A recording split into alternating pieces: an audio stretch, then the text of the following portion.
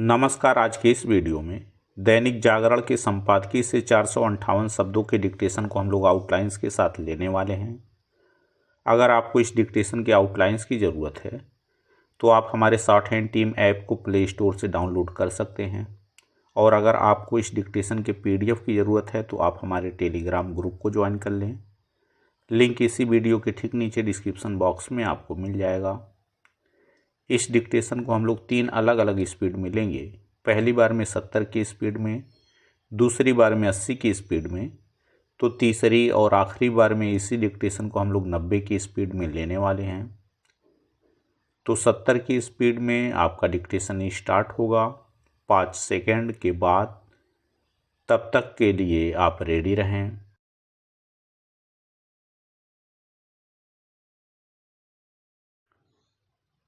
Start. मतदान का तीसरा चरण करीब आ गया, लेकिन कांग्रेस नेताओं के पार्टी छोड़ने या फिर चुनाव लड़ने से इनकार करने का सिलसिला खत्म होने का नाम नहीं ले रहा है।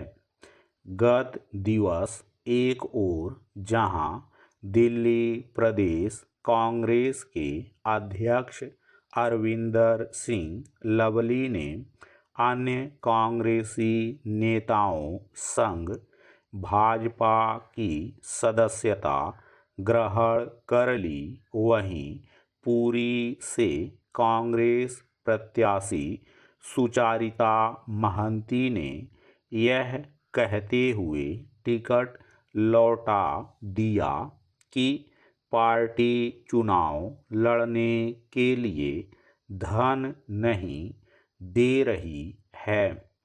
उन्होंने यह भी आरोप लगाया कि उनके क्षेत्र में ओडिशा विधानसभा चुनावों के लिए कमजोर उम्मीदवार उतारे गए हैं। वह चुनाव लड़ने से पीछे हटने वाली दूसरी उम्मीदवार हैं। इसके पहले इंदौर के कांग्रेस प्रत्याशी ने चुनाव लड़ने से मना कर दिया था। इसके और पहले सूरत में कांग्रेस प्रत्याशी का नामांकन रद्द हो गया था, क्योंकि उनके प्रस्तावकों के हस्ताक्षर फर्जी पाए गए थे।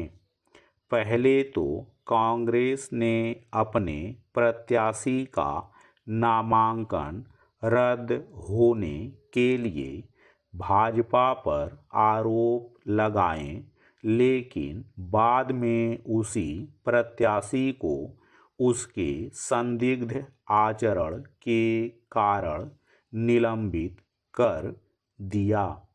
राजस्थान के बांसवाड़ा के मामले को भी नहीं भूला जा सकता। वहां कांग्रेस को अपने ही प्रत्याशी को हराने की अपील करनी पड़ी, क्योंकि अंत समय में पार्टी ने दूसरे दल के उम्मीदवार को समर्थन देना तय किया। इस तरह के मामले केवल यही नहीं बताते कि कांग्रेस उपयुक्त प्रत्याशियों का चयन करने में नाकाम है, बल्कि यह भी इंगित करते हैं कि उसके पास अपनी खोई हुई जमीन वापस पाने और अपने कार्यकर्ताओं में उत्साह का संचार करने की कोई ठोस रणनीति नहीं है। पैरा।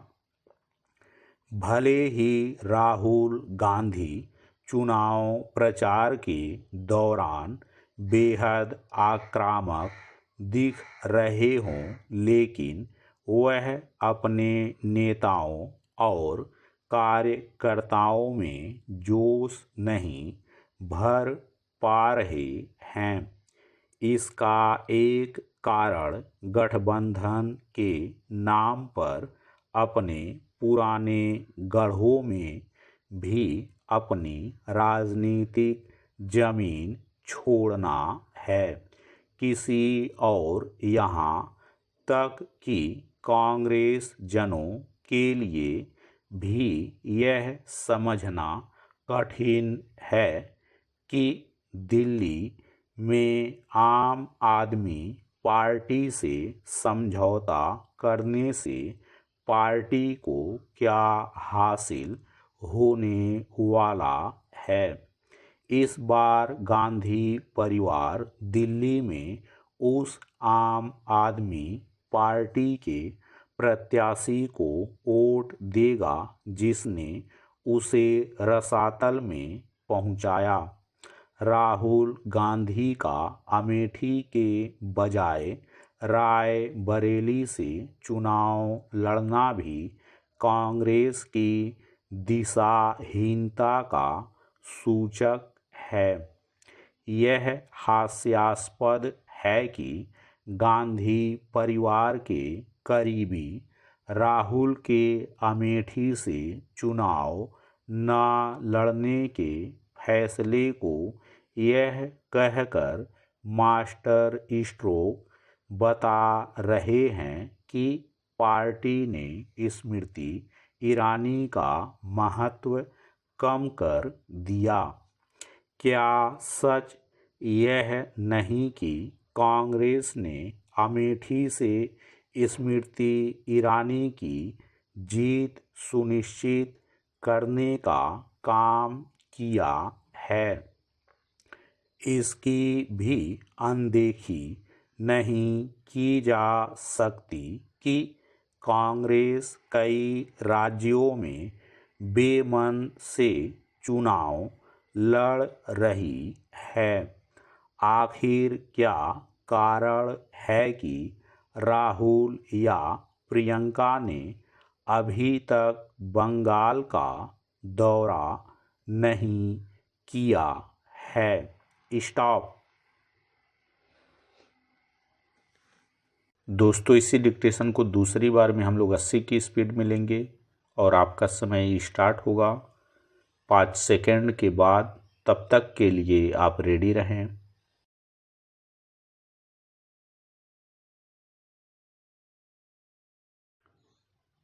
स्टार्ट।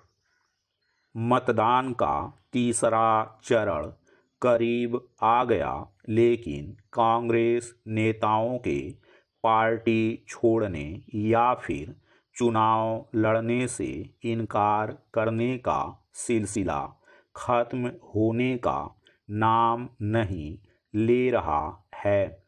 गत दिवस एक ओर जहां दिल्ली प्रदेश कांग्रेस के अध्यक्ष अरविंदर सिंह लवली ने अन्य कांग्रेसी नेताओं संग भाजपा की सदस्यता ग्रहण कर ली, वहीं पुरी से कांग्रेस प्रत्याशी सुचारिता महंती ने यह कहते हुए टिकट लौटा दिया कि पार्टी चुनाव लड़ने के लिए धन नहीं दे रही है।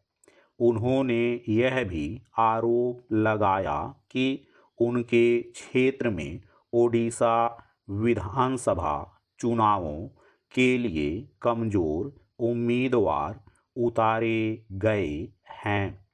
वह चुनाव लड़ने से पीछे हटने वाली दूसरी उम्मीदवार हैं। इसके पहले इंदौर के कांग्रेस प्रत्याशी ने चुनाव लड़ने से मना कर दिया था। इसके और पहले सूरत में कांग्रेस प्रत्याशी का नामांकन रद्द हो गया था क्योंकि उनके प्रस्तावकों के हस्ताक्षर फर्जी पाए गए थे। पहले तो कांग्रेस ने अपने प्रत्याशी का नामांकन रद्द होने के लिए भाजपा पर आरोप लगाए, लेकिन बाद में उसी प्रत्याशी को उसके संदिग्ध आचरण के कारण निलंबित कर दिया। राजस्थान के बांसवाड़ा के मामले को भी नहीं भूला जा सकता।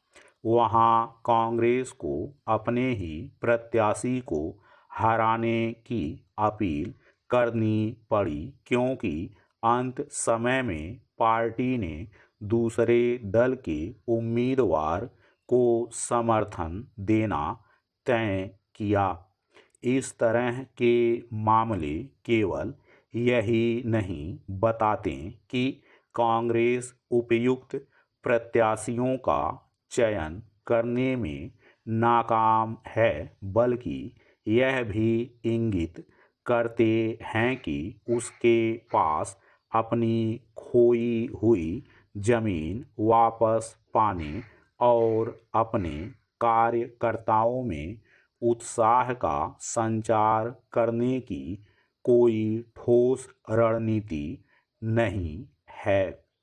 पैरा भले ही राहुल गांधी चुनाव प्रचार के दौरान बेहद आक्रामक दिख रहे हों, लेकिन वह अपने नेताओं और कार्यकर्ताओं में जोश नहीं भर पा रहे हैं। इसका एक कारण गठबंधन के नाम पर अपने पुराने गढ़ों में भी अपनी राजनीतिक जमीन छोड़ना है। किसी और यहाँ तक कि कांग्रेस जनों के लिए भी यह समझना कठिन है कि दिल्ली में आम आदमी पार्टी से समझौता करने से पार्टी को क्या हासिल होने वाला है। इस बार गांधी परिवार दिल्ली में उस आम आदमी पार्टी के प्रत्याशी को वोट देगा जिसने उसे रसातल में पहुंचाया। राहुल गांधी का अमेठी के बजाय रायबरेली से चुनाव लड़ना भी कांग्रेस की दिशाहीनता का सूचक है। यह हास्यास्पद है कि गांधी परिवार के करीबी राहुल के अमेठी से चुनाव न लड़ने के फैसले को यह कहकर मास्टर स्ट्रोक बता रहे हैं कि पार्टी ने स्मृति ईरानी का महत्व कम कर दिया। क्या सच यह नहीं कि कांग्रेस ने अमेठी से स्मृति ईरानी की जीत सुनिश्चित करने का काम किया है? इसकी भी अनदेखी नहीं की जा सकती कि कांग्रेस कई राज्यों में बेमन से चुनाव लड़ रही है। आखिर क्या कारण है कि राहुल या प्रियंका ने अभी तक बंगाल का दौरा नहीं किया है? स्टॉप।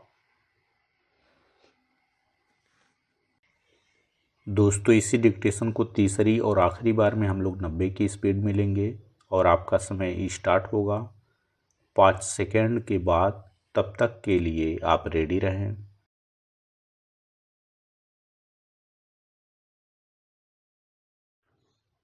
स्टार्ट। मतदान का तीसरा चरण करीब आ गया, लेकिन कांग्रेस नेताओं के पार्टी छोड़ने या फिर चुनाव लड़ने से इनकार करने का सिलसिला खत्म होने का नाम नहीं ले रहा है। गत दिवस एक ओर जहां दिल्ली प्रदेश कांग्रेस के अध्यक्ष अरविंदर सिंह लवली ने अन्य कांग्रेसी नेताओं संग भाजपा की सदस्यता ग्रहण कर ली, वहीं पुरी से कांग्रेस प्रत्याशी सुचारिता महंती ने यह कहते हुए टिकट लौटा दिया कि पार्टी चुनाव लड़ने के लिए धन नहीं दे रही है। उन्होंने यह भी आरोप लगाया कि उनके क्षेत्र में ओडिशा विधानसभा चुनावों के लिए कमजोर उम्मीदवार उतारे गए हैं। वह चुनाव लड़ने से पीछे हटने वाली दूसरी उम्मीदवार हैं। इसके पहले इंदौर के कांग्रेस प्रत्याशी ने चुनाव लड़ने से मना कर दिया था। इसके और पहले सूरत में कांग्रेस प्रत्याशी का नामांकन रद्द हो गया था क्योंकि उनके प्रस्तावकों के हस्ताक्षर फर्जी पाए गए थे। पहले तो कांग्रेस ने अपने प्रत्याशी का नामांकन रद्द होने के लिए भाजपा पर आरोप लगाए, लेकिन बाद में उसी प्रत्याशी को उसके संदिग्ध आचरण के कारण निलंबित कर दिया। राजस्थान के बांसवाड़ा के मामले को भी नहीं भूला जा सकता। वहां कांग्रेस को अपने ही प्रत्याशी को हराने की अपील करनी पड़ी क्योंकि अंत समय में पार्टी ने दूसरे दल के उम्मीदवार को समर्थन देना तय किया। इस तरह के मामले केवल यही नहीं बताते कि कांग्रेस उपयुक्त प्रत्याशियों का चयन करने में नाकाम है, बल्कि यह भी इंगित करते हैं कि उसके पास अपनी खोई हुई जमीन वापस पाने और अपने कार्यकर्ताओं में उत्साह का संचार करने की कोई ठोस रणनीति नहीं है। पैरा भले ही राहुल गांधी चुनाव प्रचार के दौरान बेहद आक्रामक दिख रहे हों, लेकिन वह अपने नेताओं और कार्यकर्ताओं में जोश नहीं भर पा रहे हैं। इसका एक कारण गठबंधन के नाम पर अपने पुराने गढ़ों में भी अपनी राजनीतिक जमीन छोड़ना है। किसी और यहाँ तक कि कांग्रेस जनों के लिए भी यह समझना कठिन है कि दिल्ली में आम आदमी पार्टी से समझौता करने से पार्टी को क्या हासिल होने वाला है। इस बार गांधी परिवार दिल्ली में उस आम आदमी पार्टी के प्रत्याशी को वोट देगा जिसने उसे रसातल में पहुंचाया। राहुल गांधी का अमेठी के बजाय रायबरेली से चुनाव लड़ना भी कांग्रेस की दिशाहीनता का सूचक है। यह हास्यास्पद है कि गांधी परिवार के करीबी राहुल के अमेठी से चुनाव न लड़ने के फैसले को यह कहकर मास्टर स्ट्रोक बता रहे हैं कि पार्टी ने स्मृति ईरानी का महत्व कम कर दिया। क्या सच यह नहीं कि कांग्रेस ने अमेठी से स्मृति ईरानी की जीत सुनिश्चित करने का काम किया है? इसकी भी अनदेखी नहीं की जा सकती कि कांग्रेस कई राज्यों में बेमन से चुनाव लड़ रही है। आखिर क्या कारण है कि राहुल या प्रियंका ने अभी तक बंगाल का दौरा नहीं किया है? स्टॉप।